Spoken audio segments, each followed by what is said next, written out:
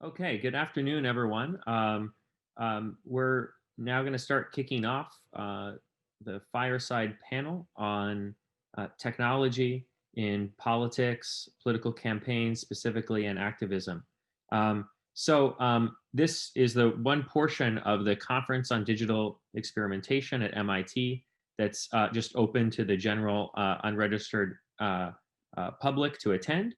And so I want to say just a little bit about the conference to introduce the rest of you to this. So the Conference on Digital Experimentation at MIT, now in its 8th year, brings together researchers and practitioners from academia, industry, government, NGOs, to think about just the power of randomized experiments for decision making and for science, and to talk about methods for experimentation, for analyzing experiments, and to look at exciting new applications.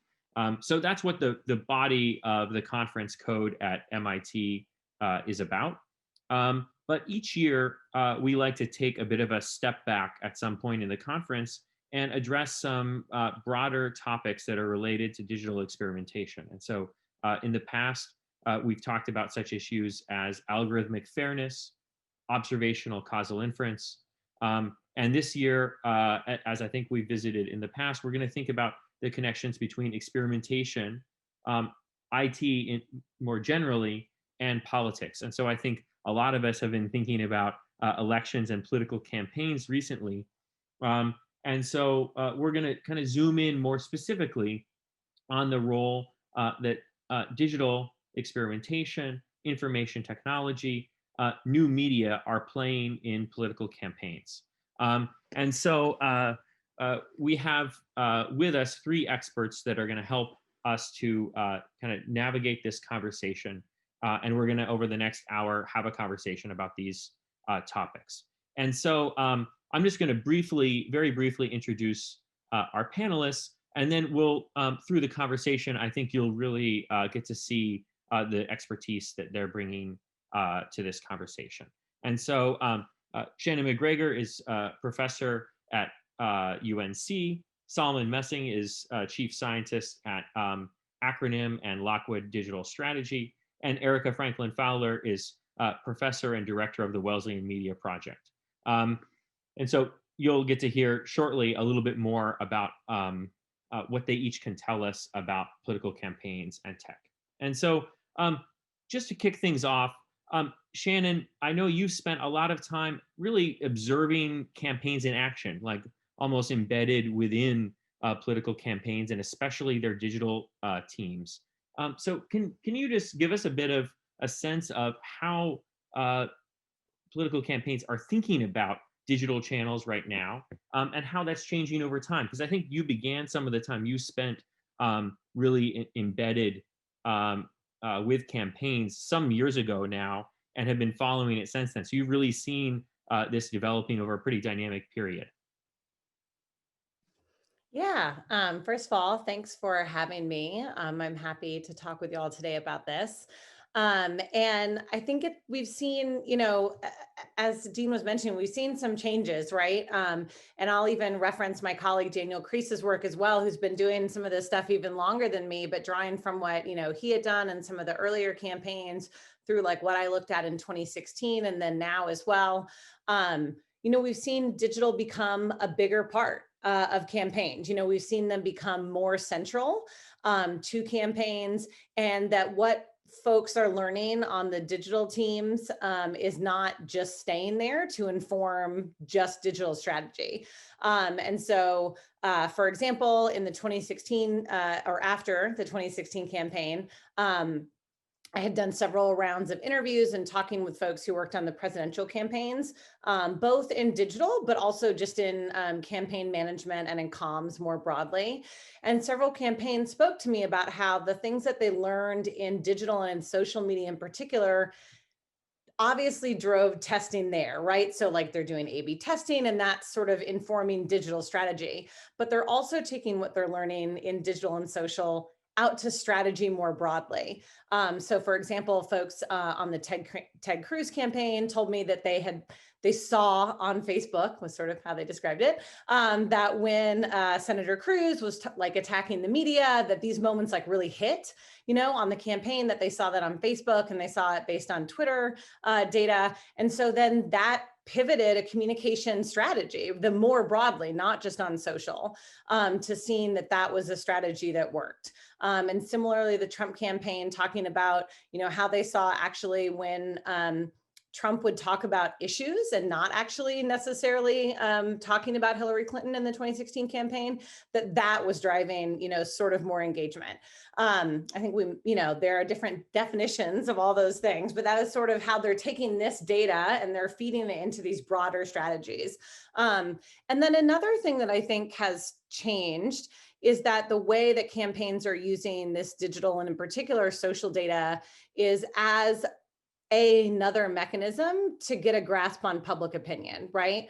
So obviously there's still lots of internal polling that's going on in campaigns, but they're also using some of these metrics that are available to them through social data, whether through, you know, ad purchases or organics, to do, you know, really instrumental things, you know, sort of like assessing key moments, like some of those examples I was giving before, to A/B message testing.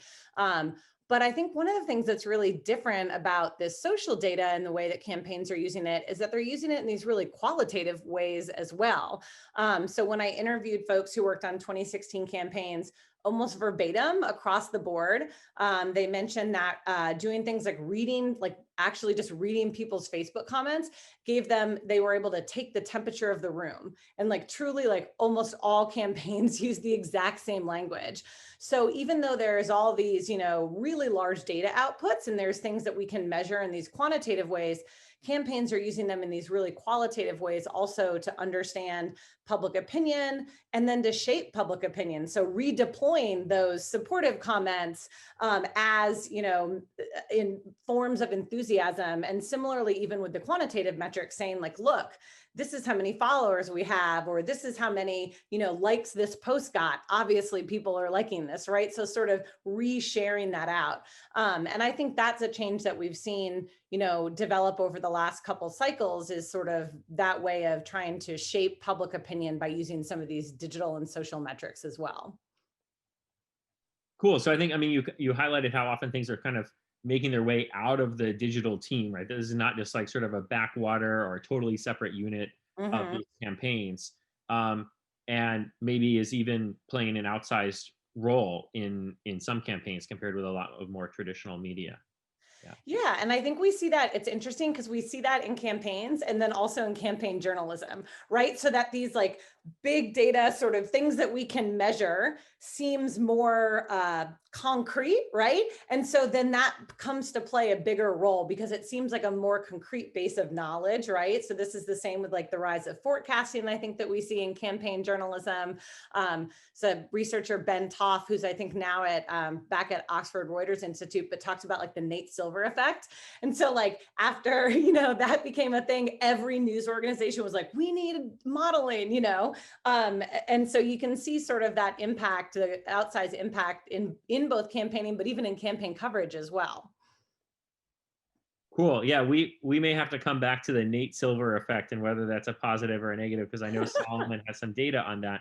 But thinking about what you were saying about actually how maybe the availability of data about campaign activities is changing the journalistic coverage of campaigns, this certainly made me think of a lot of the work that you've done, Erika. And really, I want to highlight for our audience just the big role that you and your project, the Wesleyan Media Project, are playing in providing transparency and data about campaign activities. And so, can you say a little bit about your project, the Wesleyan Media Project, and what's changing here? Where is there's continuity? What are the trends that you're able to pick up on there, both in the content of what you're tracking and also the degree to which, you know, things are as trackable anymore as there's a shift from TV to other channels as well? Yeah, thanks. And thanks so much for having me. I've enjoyed listening to Shannon and looking forward to Solomon too. Yeah, the Wesleyan Media Project has been tracking political advertising for a decade now on television. And we actually have 2 decades of really high quality systematic data on television, which give us a real window into how things have changed and how they've not changed on television. But it was really only in the summer of, we've been looking at online activity. You'd be hard pressed to call it advertising. We certainly looked at YouTube channels and other things in earlier cycles, but it really wasn't until last election cycle, the 2018 midterms, that the platform libraries first became available in the summer of 2018. And that enabled a whole host of additional helpful comparisons, I think, of systematic analyses of online activity. I think there's a lot of things that we can say about political advertising. Of course, television still dominates for the entire decade that the Wesleyan Media Project has been around. People have been claiming that television is in decline and going to go down. And we certainly saw it plateau for a little bit. In 2016, we were talking about, is this the high watermark? And then 2018 came around and volumes. I mean, like, I'm out of adjectives. I used to call it record pulverizing, and I don't even know what I'd call it anymore. Insane amounts of ads. We'll just put it that way. But it's insane amounts of ads, not just on television, but everywhere, right? You're seeing the digital share of activity going up at the same time you're seeing record-breaking volume in television. And so certainly, I think what that speaks to is just more money and more money for everything. Certainly, digital will take over at some point. We expect that to happen. And the changes in technology that enable, television advertising, up until these most recent cycles, has always been a geographic purchase, right? You're buying television to target particular media markets. And certainly there are differences in the way you can target based on whether you're looking at broadcast advertising or whether you're looking at local cable advertising, where you can actually buy smaller geographic zones, but you're still talking about geographic targeting of citizens. There's a little bit of additional targeting you could do by looking at programs, right? So if you know that male viewers are more likely to watch your sports programming, you're going to be more likely to put some specific types of advertising on television in those blocks than you would, daytime television, for example. So certainly lots of different ways to target on television, but it's much more of a macro targeting than it is a micro targeting.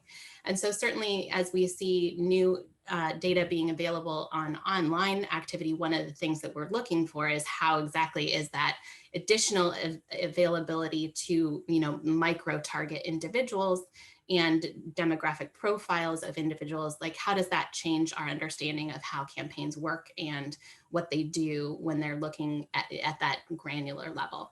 So certainly, but I think if we're staying high level for a moment, certainly the presidential campaigns, are almost always trying to match each other on these platforms. I think 2016 and 2020 have been somewhat unusual in the sense that the Trump campaign has struggled with the fundraising game. And so we see Democratic advantages in both cycles. I think what was really unusual about the 2016 election, from our perspective, for as much of a traditional candidate as Hillary Clinton was, she took some unusual steps in the content of her advertising. And what I mean by that is she was unusually personally attacking Trump in a way that we really hadn't seen in prior cycles. And so in 2020, I think what you see is Democratic potentially lessons learned on that front, decentering Trump in a lot of ways, that Biden was talking much more about issues. He certainly talked about character, and traits were on the ballot. I think he even said character is on the ballot in a number of ads, but it wasn't the same sort of, dominant focus on attacking Trump's character that we saw in the 2016 cycle. So certainly on television, those are sort of the main trends. More positivity, ironically, this cycle, lots more ads. And so people probably won't believe me when I say it was more positive on as a percentage, because you probably saw more negative ads everywhere. But that's certainly true. And then if we want to talk about digital, I think, it becomes a huge challenge. I mean, just speaking from the Wesleyan Media Project perspective, tracking political ads, we used to just do television, and now we have television, we have Facebook, we have Google, we have Snapchat. We can talk about all the different types of platforms, and none of them are comparable, I think, is one of the biggest challenges. So we're looking at different universes being exposed by different platforms. So I can't necessarily take all of the Facebook data and just say, you know, this amount of money has been spent and compare it to television. I have to be careful about the universes that I'm looking at so that I'm making more of an apples to apples comparison. And then I think if we think long-term about strategy, one of the interesting things that I think would be a good topic for discussion is how more transparency in everything always enables further strategic action on the parts of campaigns. So if you're a campaign who didn't want your donors disclosed, right, you were going to find ways, or if you're a person or an organization in politics, you're going to find ways to use dark money organizations to hide that activity. It's not dissimilar in the digital environment in the sense that if you know particular types of paid creatives are now going to be accessible to your opponents in a platform ad library, then that might induce some additional, like, different action on your part to conduct different types of activity that maybe doesn't go into the online ad library platform that your opponent can definitively access and then, you know, make strategic calculations in the course of a campaign. So I think I'll maybe leave it there, but happy to answer any other questions about. Yeah, I think that's a really interesting point. And so just sort of by way of background, a number of platforms have provided some kinds of transparency around what ads are being shown there. And so, I mean, Facebook and Snap, and I don't know the full list of which platforms have provided ad libraries that say, okay, what are all the political ads that are running on this platform? But still, there's a lot of places where that's not happening, right? A whole bunch of the sort of programmatic digital ad buying world, there's not that available. And so I think that's a really interesting point. Yeah, that's correct. There's a Google platform library. They are exposing a lot of content, but it still leaves out, you know, they don't always have access or make access available to the third-party advertisers that are purchasing through. And none of that includes if you go and purchase directly from particular, you know, advertising platforms. So if I want to go advertise directly on the New York Times, you know, website, there are ways in which I could purchase digital advertising from them that it has no library whatsoever. Right. And so is that, I mean, obviously, just by its nature, that's a hard thing for us as observers to potentially track as well. Is that something that you've seen in some concrete way in recent behavior where people are spotting things that are running through real-time bidding that are just not showing up on Facebook, for example? Yeah, well, I think it's happening even on the platform libraries as they're exposing activity. I mean, this is part of the challenge, is that these platforms are of such scale, and you often rely on automatic techniques, but those are not perfect in capturing the activity that they are intended to capture. And so even inside the platforms themselves, when there are numerous instances where you can point to particular campaigns having advertised in particular places, and it either doesn't show up on the public facing library, or it has been pulled down in some way, shape, or form. And then of course that doesn't count all the other ways in which, you know, campaigns can reach voters. I mean, the Biden campaign in particular rolled out all kinds of new innovative things, you know, Animal Crossing, had yard signs and other sorts of things that are not necessarily counted in the way we think of as paid advertising, but certainly would be touching voters in the various, you know, online environments. Yeah, cool. And I think we may come back more to some of this transparency as well. So I wanted to turn to you, Solomon. And so one interesting thing about Solomon is that he's been in sort of different roles in this whole broader situation, right? So Solomon's been a data scientist at Facebook. He left Facebook to be an independent researcher at Pew.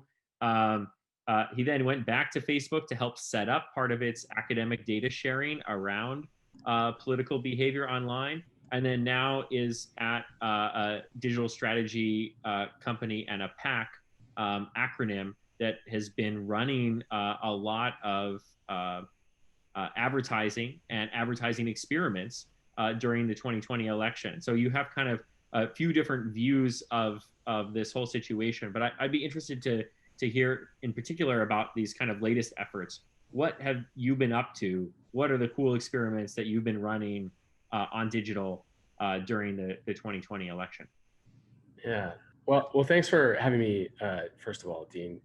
I think 2020 was kind of in many ways the year of digital campaigning. It was definitely a key part of the Democratic strategy in 2020, given that we couldn't do a lot of in-person canvassing and on-the-ground work. I worked for an outside spending group called ACRONYM. ACRONYM has a creative shop. It runs ads. It does mobilization, GOTV. We have a sort of big measurement team called Barometer, which is our team. That does three really important things. So big picture, data informed strategy, which audiences to reach, which states to try to target.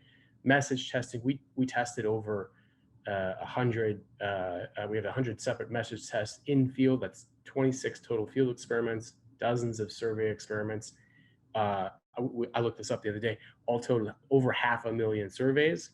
But that includes sort of pre and post surveys. I'll talk about that, the design specifics, maybe later. Okay, and so finally, related work on kind of studying the behavioral correlates of persuasion and building a dashboard product for the progressive community on top of that, which we call Dorothy. We kind of prided ourselves on being pretty open with the public to the extent we can, including when we test things that don't work.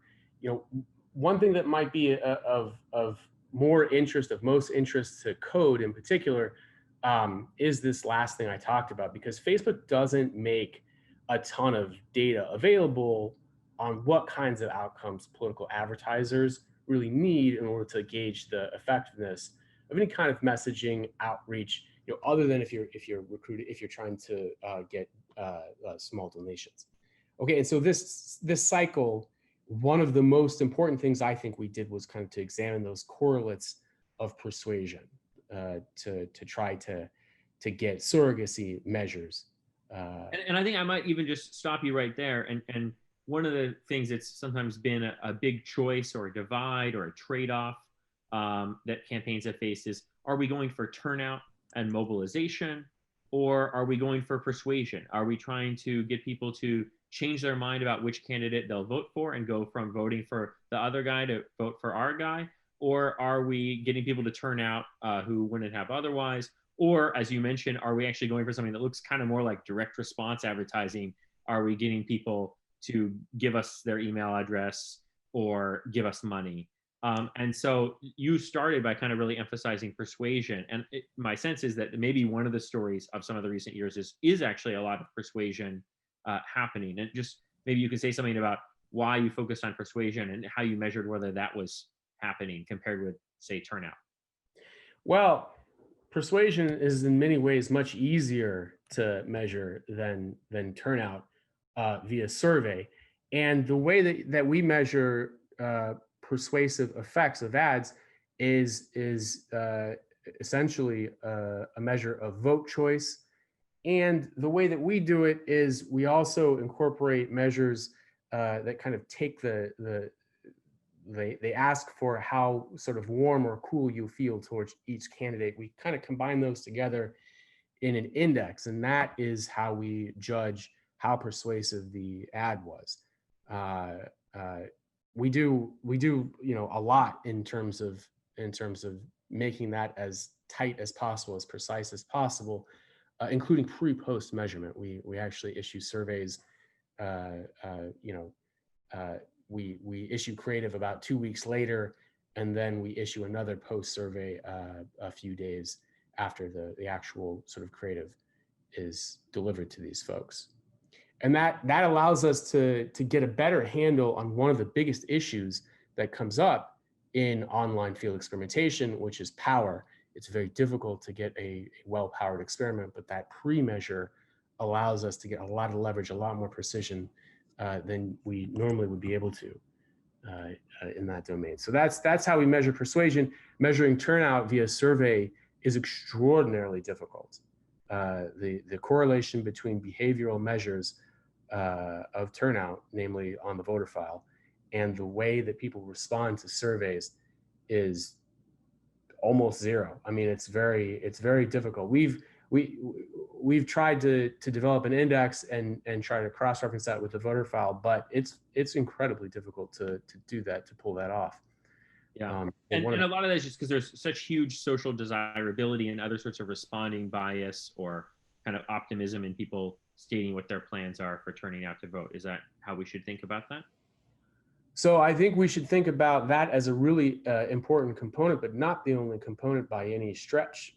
There's, can you actually match this person to the voter file? There's, can you actually, like, can someone actually predict whether they will go out to the polls and vote, given that there are so many potential things that can happen to a person on election day, or so many potential barriers that can get in the way of vote by mail, which was obviously a very important part of this election. Cool. And so actually, one of the things I know that you did in some of these experiments is just thinking about what the creative is, right? And so in some cases, you were creating new creative to that is the ad, but in a bunch of cases, you were just boosting news, basically just running news articles, often from mainstream or kind of even often center-right sources, and just boosting those as part of the ad. So essentially just kind of, saying, hey, we want to make sure that this link is in your feed. And so can you talk a little bit about that strategy and just what, how we should think about the need to actually come up with ad content versus boosting other media sources? Yeah, I mean, this was one of the, in my view, most innovative things that we did this cycle, is we saw success with promoting news content from around the web to folks, particularly when we showed it to a low information audience. That's an audience that sort of doesn't seem to answer questions about the political system completely, consistently, and correctly. What we saw is it worked incredibly well, and often it worked better than what I think is just amazing political creative that our advertising group would come up with. But this is a very sensuous audience that we are hoping to reach, and these folks with sort of low knowledge in the first place, showing them ostensibly neutral information is going to be a very important thing for them. So we had used this starting in 2018. I had done some research for my dissertation showing the effectiveness of news encountered on Facebook in increasing self-reported voting and sort of answering in terms of more consistent policy preferences for surveys.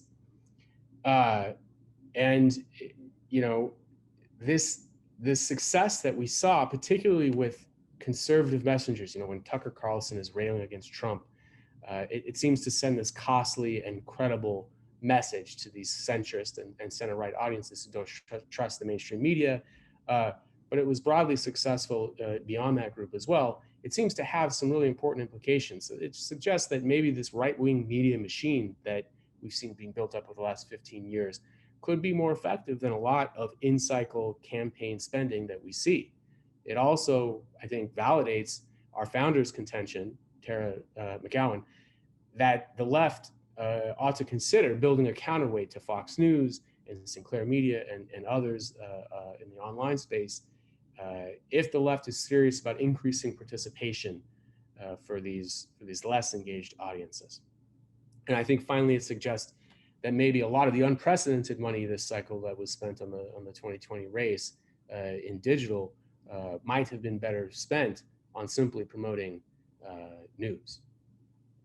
Yeah, I think that's a really interesting suggestion. And I think there's been some recent extensive reporting on how there are some notable right-wing outlets who are basically funded by the exact same people who are providing a lot of funding to the corresponding campaigns. And so, maybe we should think about that there's not necessarily a huge and clear line between what looks like campaign spending, or at least spending, say, by outside groups and PACs, and what may look like, establishing a publishing empire with some partisan slant. And so I guess just, how should we be thinking about the difference between news and advertising? And how should that maybe affect considerations about regulation, whether that's regulation by governments or by platforms? Because I think one of the things we've seen is platforms kind of cracking down on or limiting political advertising, while organic political content doesn't face those same kinds of limits. And so if effectively this organic content is also being in many ways subsidized by the same kinds of sources, it costs money to produce. Is that as relevant of a distinction for platforms to be making? I would argue no. I mean, one of the things that we saw this cycle was that when Facebook instrumented that ad ban, it drove progressive groups crazy, and that's because conservatives have invested so much in building up the sort of right-wing media ecosystem in an organic way, including for President Trump himself, and so it just drove a lot of folks crazy because we on the left, we can't reach that same audience without paying for it. And the people who most need to know when election day is, most need to get mobilizing messages, are the folks that can really only be reached via ads, because you're not going to reach them if you're targeting them, or sorry, if they're already a follower of your Facebook page. Chances are very good they're already very involved in going to vote, right? Yeah. Other panelists have something to add to that? that? Yeah, it looked like it, yes. I was just going to say that I think sometimes we, who are political junkies ourselves, make assumptions about the people that are tuning in and forget that advertising is actually a fundamentally critical way to talk to those people who don't actively follow politics and do need a nudge to remember what's going on. And I think that's always been the case. And I think it will continue to be the case. And I think one of the concerns about, no, Americans don't like political advertising. Political advertising has been sort of a demon, demonly characterized for a very long time. But I also think that scholars know a lot about the effects of political advertising, which can be largely helpful in terms of reminding citizens that there are important things at stake. And so one of the concerns I think about ad bans generally also is that we know incumbents and conservative media organizations have inherent advantages because they are who they are. And so if you think about, challengers being able to cut through some of the noise and reach citizens themselves, I think it is very important that we, allow a place for advertising, at least in the 2018 cycle, when we compared all candidates who were advertising from the federal races all the way down to state legislative offices. It was very much the case that Facebook enabled more challengers to speak than television does, just simply due to sheer cost. Yeah, I was just going to add on to that too, that I think, as Erika mentioned, political advertising has always sort of been a boogeyman. Like, this is not new, but in particular in the wake of 2016, digital advertising, social media advertising, we have the Cambridge Analytica nonsense and all of that has in particular become this sort of, I think, scapegoat. And there's been some recent surveys that suggest that the public has a really negative view, in particular, of social media companies and targeting capabilities and political advertising on them. But I think I sort of see that as a communication problem for us to solve, because for all the reasons Erika brought up, like, advertising is not just, the Lincoln Project, right? And these dramatic persuasive, advertising is hey, this is the day you vote, you know what I mean? And here's where you can find the sample ballot, and these sorts of things. And so, if we want to have support for a regulatory system or something that promotes equity, right? Because I think that these decisions around ad bans that the technology companies are making, they're saying, well, we're just having an ad ban and it's a neutral decision, but it's not a neutral decision, right? We know that it privileges primarily people already with power, and in our information ecosystem as it is now, as Solomon was mentioning, that's conservatives, right? On top of incumbents. And so it's not a neutral decision, right? It's a decision that has very clear outcomes that are not sort of equitable across the board. And so if we want to be thinking about how to make future regulations or decisions that are equitable, then we can't be thinking sort of in this on or off ban sort of way. Is not a good mechanism, I think, for thinking about it going forward.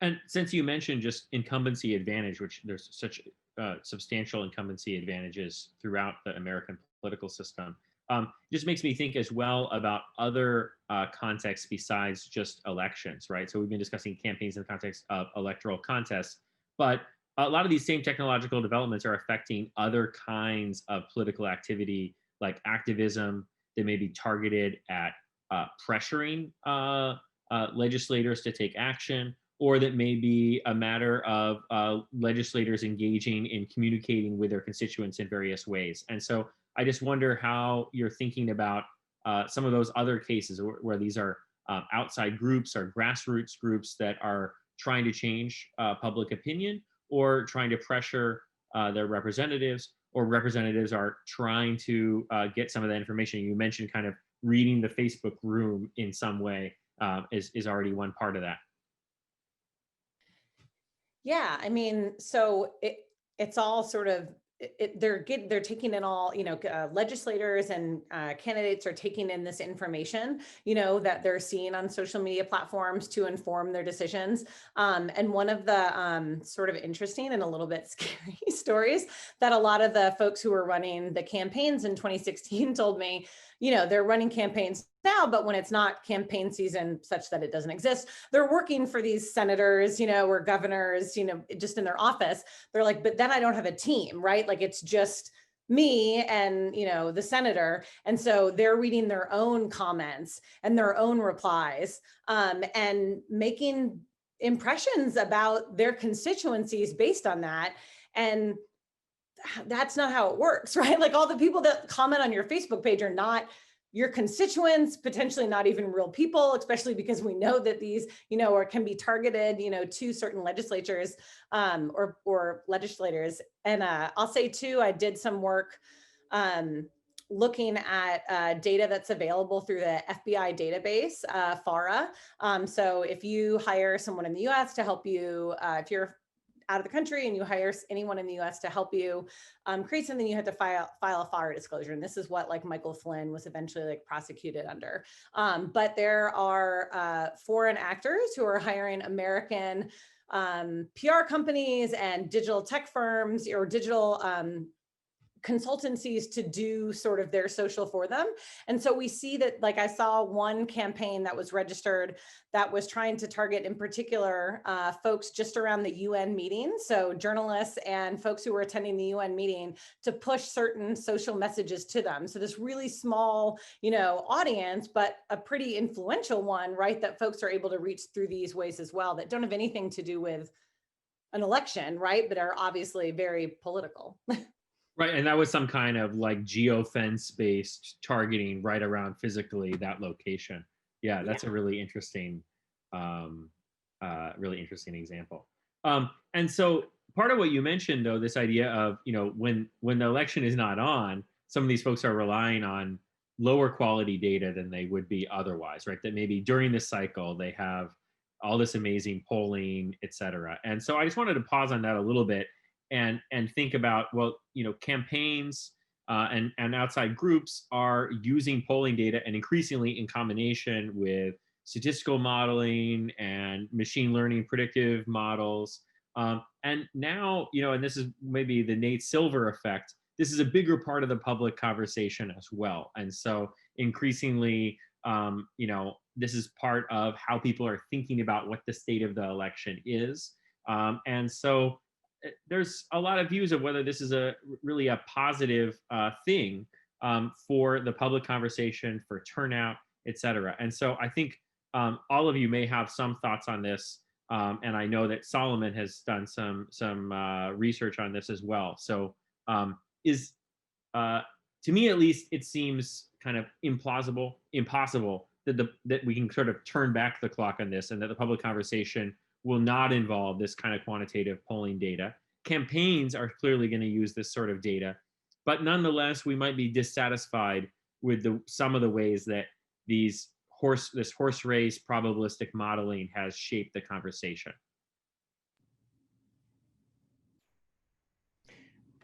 Yeah, I mean, can I start speaking to that? Yeah, please. So I think one of the defining features of this election is that folks seem to be upset at the sort of the margin by which Biden ended up actually winning on the right. They I think were very, very sure polling data, but in particular based on forecasting models, that Biden was going to win and win big, and the odds of the Democrats taking the Senate were very, very big. And yes, we don't technically know the answer to that, but it's very clear, and it became clear the second Miami-Dade released their results, that the polls were once again off, and probably off in a way that was significantly worse in terms of missing Trump's support than it was in 2016. And so some of my research has shown that these forecasting models, and in particular the media coverage thereof, really makes solid this impression that one candidate is a shoe-in, and that the race maybe isn't even really close and competitive. And I think that explains part of the reason why we were so shocked and caught off guard when the actual results came in. I should also say that we found evidence that, limited evidence, that this could depress turnout in certain cases. And we have anecdotal evidence that it did. It's unclear that could have been in play in 2020, given everything that happened in 2016. But that is what the data suggests. And I will also say that one of the messages that we tested this cycle was this, hey, the race is really close message, particularly in your state, whether it's Ohio or Pennsylvania or Arizona or whatever. And that did seem to increase a number of metrics that we use to sort of indicate that folks are more likely to turn out to vote. So we didn't that see. potentially is consistent with the idea that there are these, turnout depressing effects of this kind of probabilistic horse race, but that once campaigns and other outside groups are aware of this, then you're in the position of needing to spend money and needing to sort of push back against that. And so we may not see that overall that turnout is depressed. Obviously, turnout was at the highest level of eligible voters since the introduction of the secret ballot. But that it wasn't depressed precisely because groups had to work so much to maybe counteract part of the consequence of that kind of probabilistic forecast. Is that an accurate description of what you're thinking about that? I'm not sure if my connection is bad or what it is, but I'm having a little bit of trouble hearing. I think what you said is is right. But yeah, I will say that it does seem that the existing narrative out there may be kind of lowering turnout, at least in comparison to this narrative that we tested, which is that the race is actually fairly close. Unclear the extent to which that actually matters on election day, but that does seem to be the best, what our best evidence says. I want to add one piece to this, though, which I think is also sort of, if we're talking about how public opinion and how people's feelings about the election are represented in the press, we also know that journalists are using this social media data, right, to also sort of represent those things, both in like a big data way, but also in these very qualitative ways of like, here's what people think about Trump's taco bowl, and there's like 10 tweets, right, in a story. And so I'm still shocked by these results, but I've checked them like a million times. But I did an experiment looking at different types of public opinion data in news stories. So like forecasting and social media metrics and regular polls and interviews and individual tweets and all different combinations. And I don't find effects of like people's perceptions of public opinion, but in their sort of evaluations of it, people thought that a story with individual tweets, that was the most representative. That's what they said was the most representative of what they think the American public thinks. And I want to tease out how. I think a lot of it is like that we see it a lot. I think there's also little pictures and it's real people's names, and it feels, you know, we know that there's really strong visual effects, right, in media. But it's sort of shocking, right, to be thinking about like that we have all these issues with trying to communicate public opinion around elections, and why are we doing it, and what should we be focusing on, or what should the press be focusing on when they're doing it, and what is the goal with any of these different types of sort of options for representing the public. And one additional piece I think that we can also add is about spending and how we cover campaign spending, right? That one of the challenges, I think, especially with the platform archives and how platform libraries and how challenging it is for analysis. The one thing that is fairly easy for any reporter to get without having to do a lot of additional analyses on their own is how much each candidate or each outside group is spending. And if that's all it is that it sort of feeds the further horse race coverage, right? So it's about who's ahead and who's behind in spending, in addition to who's ahead and who's behind in the polls. And if both of those things, plus the unrepresentativeness of social media content, are leaning in one direction, it contributes to this further narrative. And I think, we who study political spending know that there are lots of caveats that you need. First off, if an incumbent is spending a lot of money, that doesn't necessarily mean that they will win. That actually means they're more vulnerable. There are a whole bunch of corrections that I think could be useful in terms of how we go about thinking about and talking about a campaign as we go along. I actually think the issue coverage and what specifically, campaigns are doing would be more valuable, but that's actually really hard to do across digital platforms, precisely because for all of these libraries would have to go and scrape the content often yourself because it's not programmatically available from their own APIs. And how do you think about kind of what should the future of that sort of transparency or centralization of that data look like? As someone who's put a lot of work into being able to do that for some media, and then essentially these channels are just proliferating. So what should that look like? Do we need more regulation there? We absolutely need regulation.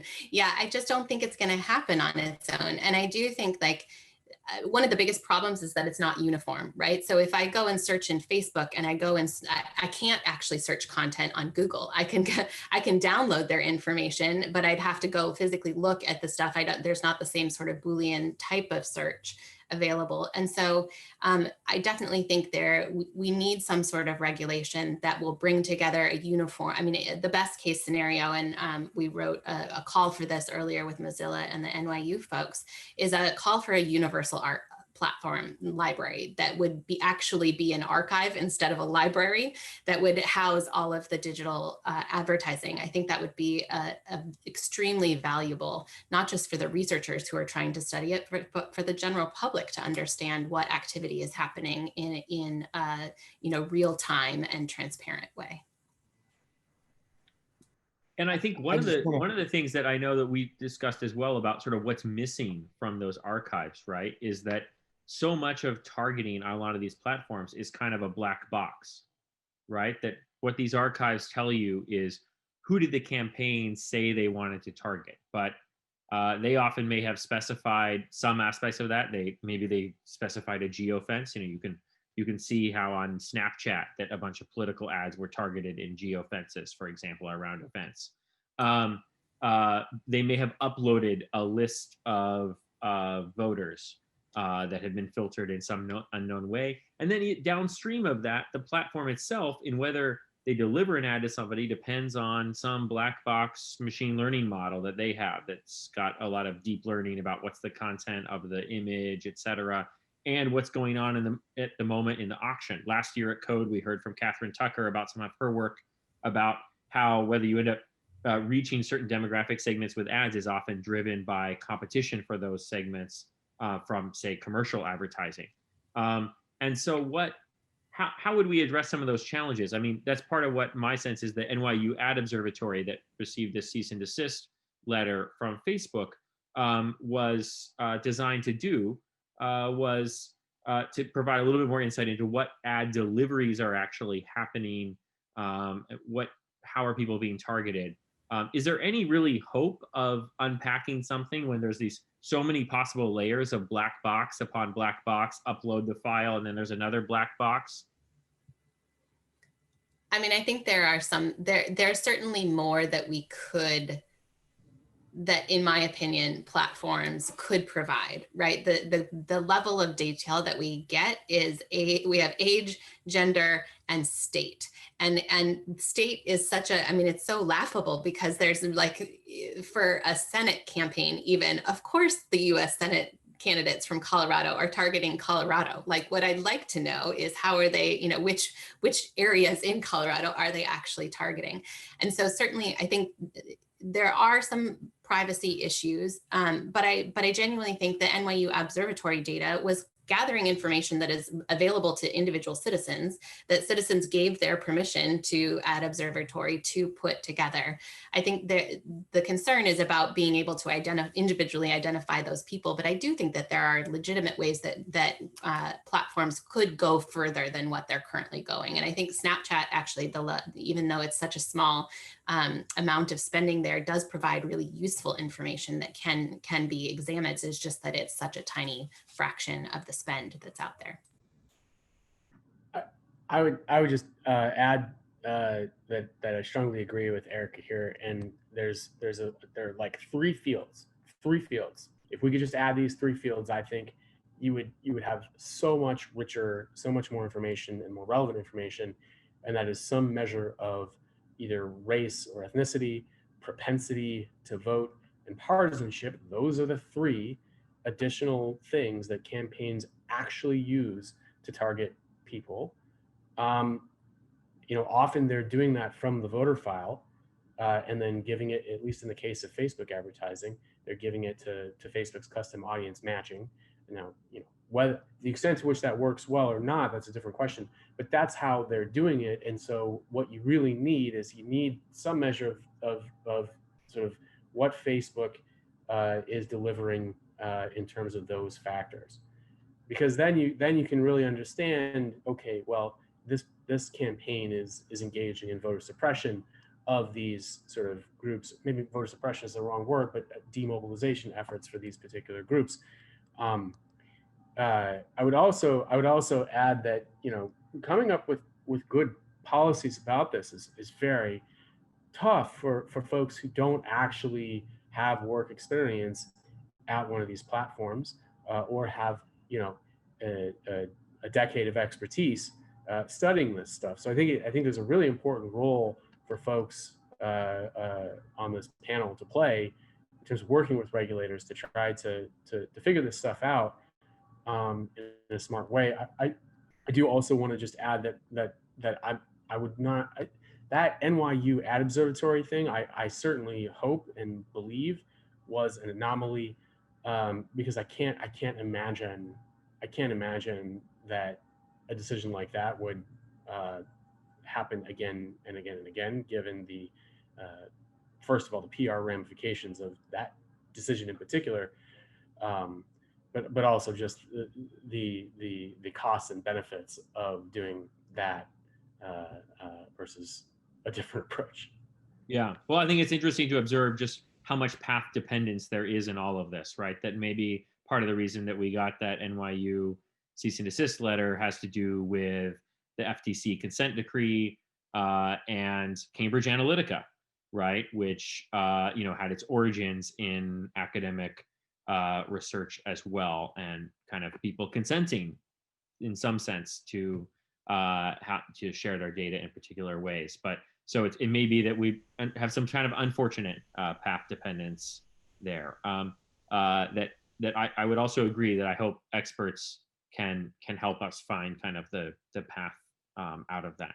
So we're getting close to being out of time, and so I had too many great questions for you, so I haven't asked some of the questions that we've been getting from the audience, which also have been really good. And so one thing I wanted to ask about was some other kinds of platforms. And so one of our audience members asked, with the advent of kind of more closed platforms, they mentioned Clubhouse. I also would think of WhatsApp, which hasn't necessarily played as big of a role in US elections, but Kiran Garamella, a postdoc here at MIT, has been studying a lot of use of WhatsApp by BJP and other parties in India. And we even saw a good deal of political content diffusing in WhatsApp in Spanish-speaking communities and Indian American communities. So how does that really change the ability to have transparency and also to maybe have these different sorts of connections with particular demographics? And that could be turning out younger voters. It could also be these kind of like hyper specific small groups. Are we going to see a lot more of this activity shifting to semi-closed platforms? What does that mean for us as researchers? What does that mean for a bunch of the even content moderation in politics discussion? Shannon? I mean, I think on the one hand, as Erika brought up earlier, anytime there's any type of like moderation or regulation around some type of communication or reach, then actors, particularly maybe not as above the board ones, right, will go to another place. And I think that we can expect that that's going to happen, with any type, increased moderation, even just moderation, not even just regulation, but like moderation, right? Like now we have conservatives flocking to Parler, right? Because I think they're being moderated out of Facebook and Twitter. But I think as far as WhatsApp, what I think is really interesting is like it was set up to sort of be unable to be tracked, right? I mean, like that's sort of the point of it. But we know there's all this communication going on in it, and it's very interpersonal, which from like an effects perspective, we know has a much greater impact, right, than me seeing an ad from Joe Biden or from Trump, right? But if it's like in my family group or geographical group, and it's these, and I think this is the importance of having multicultural and multi-country comparison work in this area, because, we don't have the whole story yet, right? But in terms of like what was going on with the Latinx vote, and should we even just call it that? Of course not, right? It's this monolith, and it's trying to understand all these different sort of multicultural and multi-country comparisons and the different types of media technologies that they're using to communicate about the election and how they're being targeted on them is going to help us understand all of this, but we can't get a lot of that data. And so it has to be either things that are self-reported in some sort of systematic way, but I think a lot of the evidence is going to be anecdotal for some of this stuff. The one thing I have to add to that is just to underscore just how strong the effect of talking to someone in your network is about politics. One of the sort of splashiest papers that came out this cycle was a peer-to-peer text messaging paper showing that when you text your friends information about politics, the impact on voting is something like 8 percentage points, which is just a massive effect compared to any kind of advertising. So I think this is a really important thing to be thinking about. I think it's a very difficult thing if we want to study systematically with data, unless we're partnering directly with the people who are doing the campaign, not even with the platforms, but you got to partner with the people who are organizing on these platforms in the first place if we really want data on them. Yeah, which obviously can be difficult in some cases and may not be a partnership that you want to entertain in all cases. So we're close to running out of time here, and so I know there was a couple more questions from the audience, and one thing I think we got a couple of questions about was surrogacy and your persuasion index. But I think some of the panelists, maybe hopefully Solomon will be sticking around for some of the informal discussion over the rest of the conference. Or you should at least bug Solomon about those kinds of technical questions at some point. So I just want to say thanks a lot to all three of our panelists for this really interesting discussion. I could have gone on for another hour of picking your brains about all this. So thanks a lot. Now, just a notice to those of us who are joining from the conference as opposed to just the webcast. The poster session is now starting in Gather, and so hop back on over to Gather and check out the really interesting posters, some of which you got a preview of over lunch, and then we'll be kicking off again tomorrow morning, right around 9:30 with opening remarks. So it was really a great first day, and it was a pleasure to cap off our first day with this conversation with you, Erika, Shannon, and Solomon. So thanks a lot.